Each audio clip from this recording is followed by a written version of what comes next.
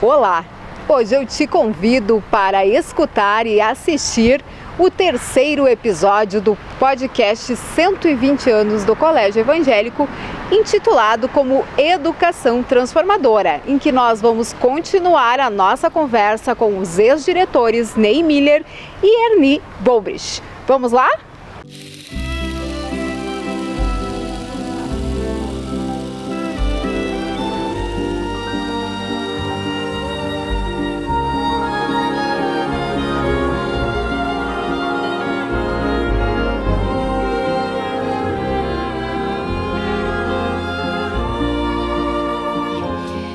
Seu Ney, o seu Ernie aqui comentava muito sobre esse DNA da cultura inovadora do CEP, focada muito em disciplina, em resultado.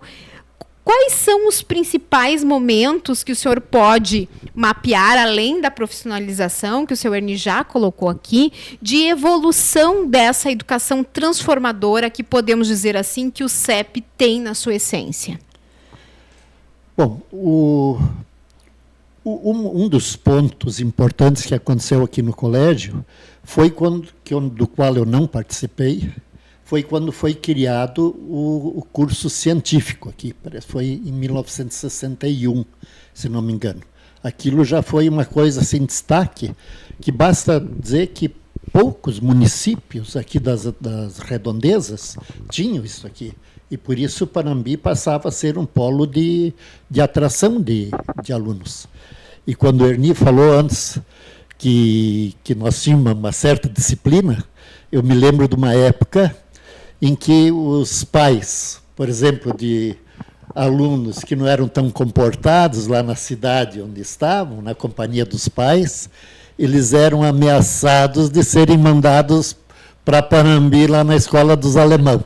Então, isso não é uma coisa tão boa, mas servia como uma ameaça também.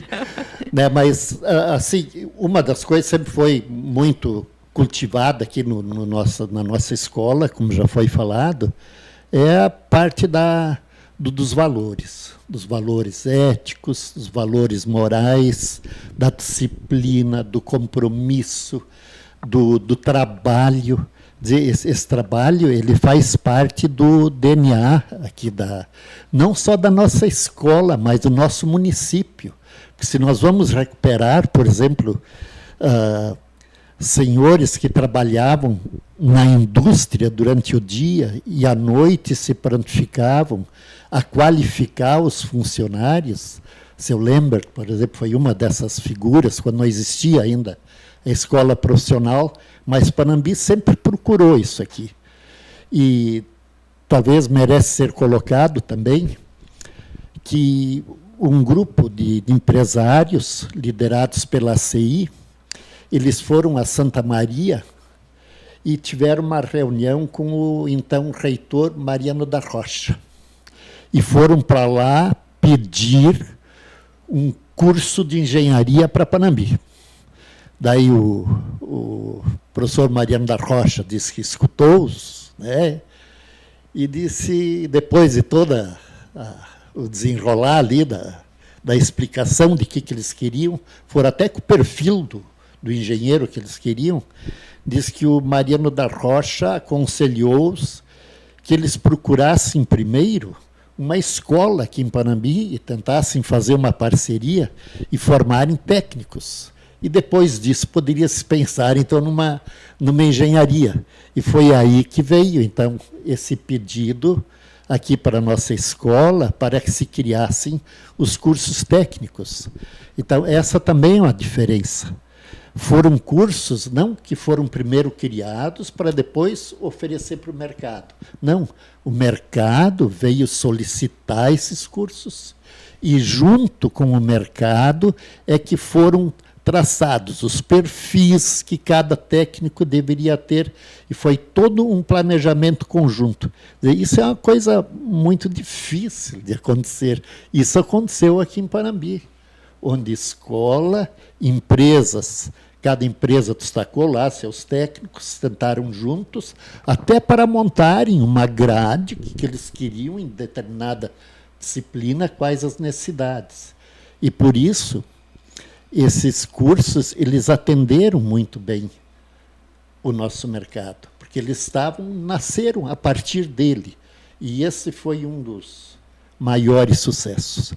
E a gente tem que cuidar para não ser, né, parecer uma falsa modéstia, né, mas é a partir desses cursos profissionalizantes, né, que houve esse boom de evolução, por exemplo, nas nossas indústrias aqui de Panambi. Por exemplo, empresas que eram uma pequena empresa lá, de fundo de quintal, às vezes se transformaram em grandes empresas. Só uma parte, Sim. Esses dias eu fui no congresso em Porto Alegre dessa parte da informática e tudo, assisti umas palestras da ciência e tecnologia, e estive no centro tecnológico da Unicinos, lá tem o professor Silvio, ele relatou que Panambi foi a única cidade do Brasil de que, quando as empresas aqui colocaram CNCs e as coisas computadorizadas na sua indústria, tinha mão de obra preparada. Sim. Imediatamente para seguir. Quer dizer, e a realidade. Isso eu esqueci de dizer antes, né? Por exemplo, essa usinagem CNC. Né? Isso era sempre um sonho do Ari. O Ari Adams é que falava nisso.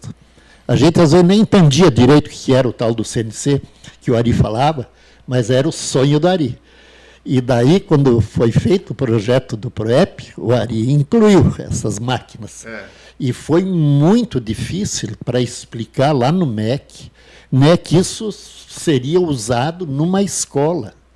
E tanto é que, se Panambi não teve a primeira máquina CNC, foi a segunda, né, aquela máquina Hermle, que durante 1 ano e pouco, que foi uma doação da Alemanha, esteve presa no porto de Rio Grande, porque não acreditavam que seria usado numa escola. Em escola foi a primeira.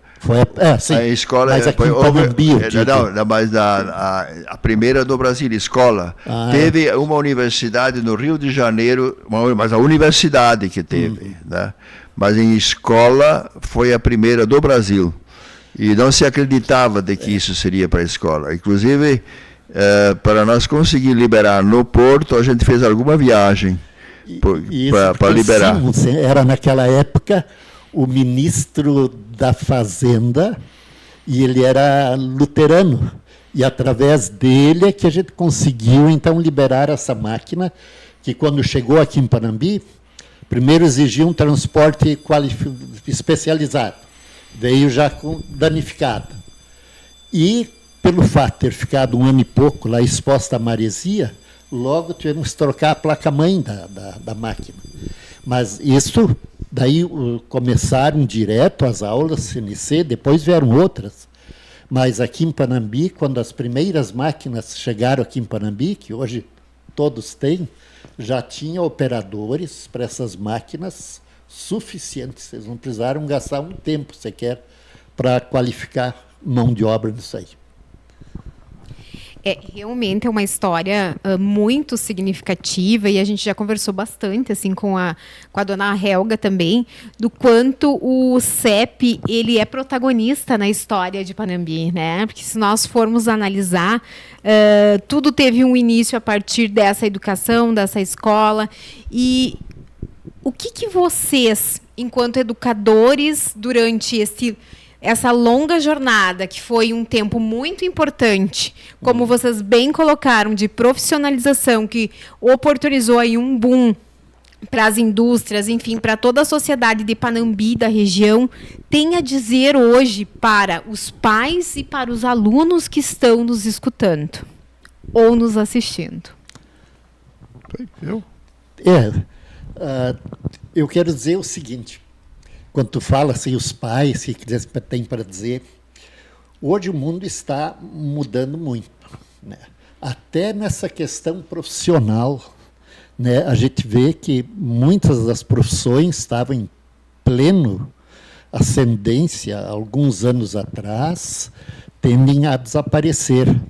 E novas profissões que nós nem acreditávamos que podiam surgir, né, estão crescendo.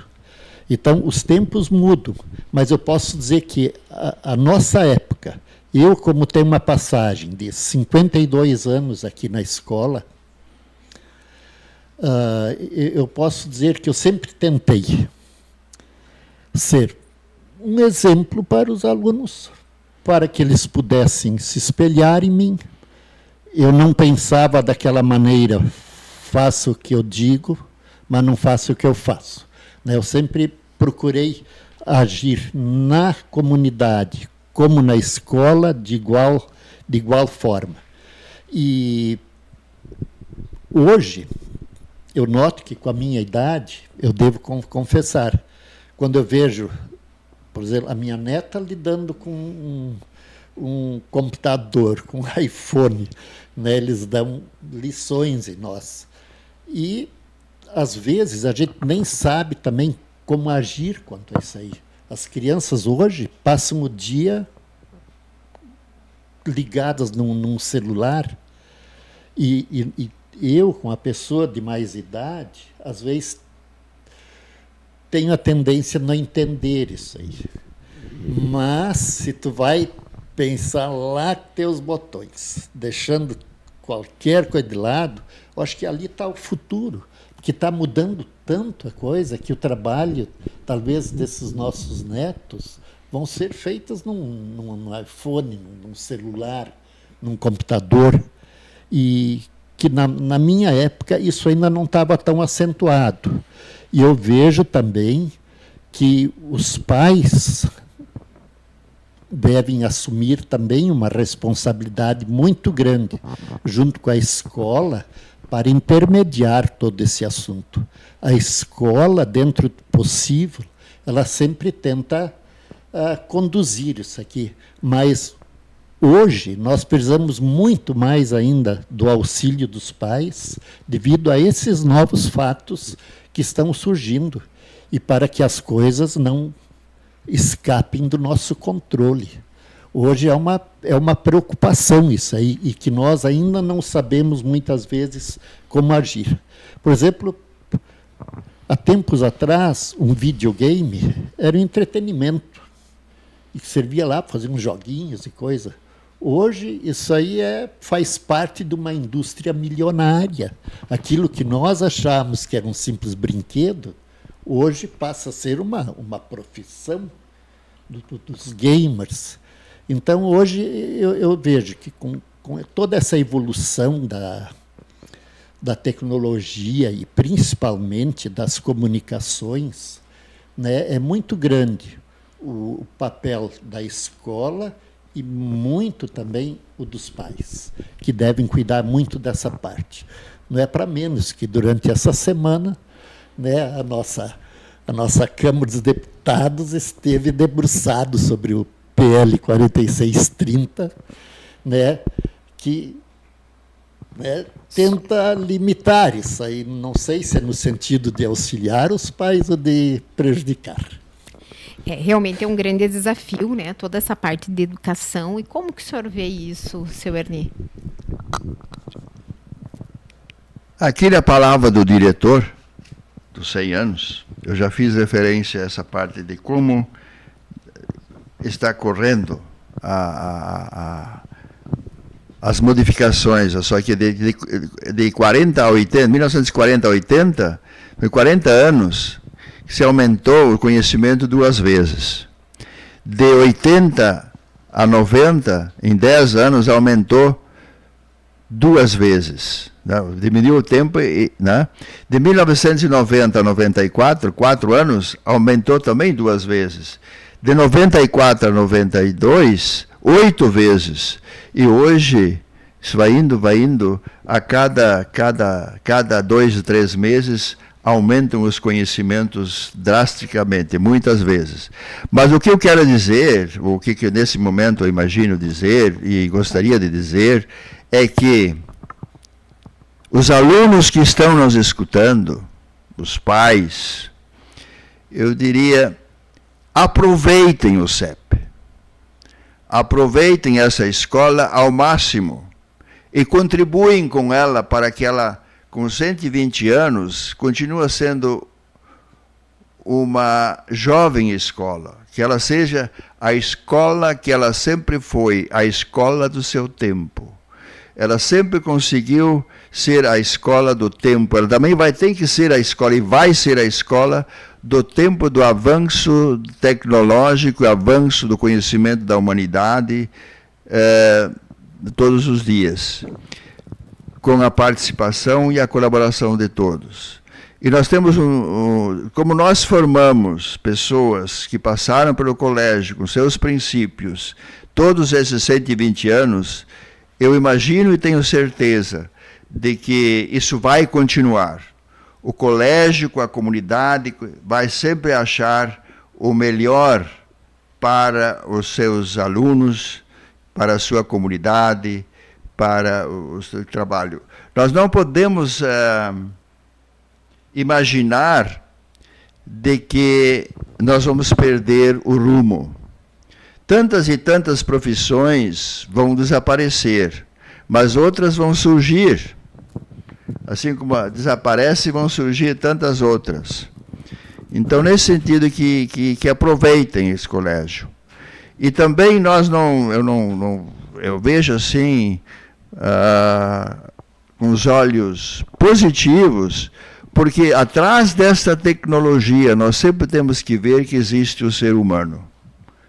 É o ser humano com a sua inteligência. O ser humano difícil, acho que não vai criar um robô que vai ser mais inteligente que nós, mas pode criar robôs que de repente nós ficamos obedecendo para lá e para cá, porque é assim, ou é assado, né? Eu estou me envolvendo cada vez mais também da trabalho. Hoje, se no passado eu levava os processos, eu trabalho como advogado hoje, levava os processos físicos para o fórum. Hoje eu fico em casa e mando os papéis, eu mando e corrijo e tal. Hoje à noite eu vou ter uma reunião com um técnico, porque tem que ler os processos que eu vou precisar ler no virtual. Mas temos que achar, sempre vai ter as pessoas que nos auxiliam. Nós não vamos conseguir mais saber tudo, mas temos que saber perguntar para quem sabe. Né? E que os pais, alunos, repito, aproveitem esse CEP. E esse CEP sempre vai achar os seus caminhos, porque nós, com muita alegria, podemos ver hoje que o CEP também preparou as suas pessoas, os seus líderes. O próprio diretor foi nosso aluno, e eu acho que ele está conduzindo o CEP da melhor maneira possível, e foi nosso aluno. Então, assim, nós temos assim, as coisas vão continuar e vão continuar bem. Como o CEP, então, para encerrar aqui, porque eu já estou estourada no tempo, né? Muita história, muita lembrança, muita memória. Para encerrar, como que o CEP vai garantir esse protagonismo daqui para frente? Garantir? Ele vai garantir por sua própria